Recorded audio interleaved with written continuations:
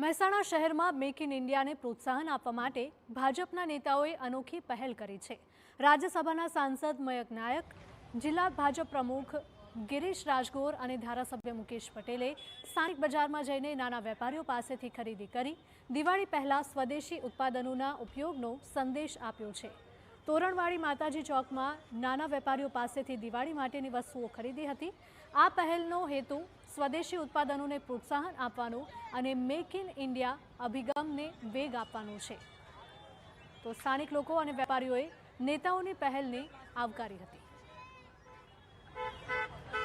જે બજાર મહેસાણાની અંદર લાગેલું હતું એની મુલાકાત લીધી, વેપારીઓ સાથે ચર્ચા વિચારણા કરી, જીએસટીમાં જે ઘટાડો થયો છે એનો લાભ પ્રજાને મળે છે કે નહીં એની પણ ચર્ચા અને ચિંતા કરી અને જે લોકો લોકલ પ્રોડક્ટ્સ બનાવે છે એને પ્રોત્સાહન મળે એટલા માટે અમે પોતે પણ ત્યાં ખરીદી કરી અને જે લોકો ખરીદતા હતા એમની સાથે પણ ચર્ચા વિચારણા કરીને માન્ય પ્રધાનમંત્રીનો જે સંદેશ છે એ પહોંચાડવાનો પ્રયત્ન કર્યો છે।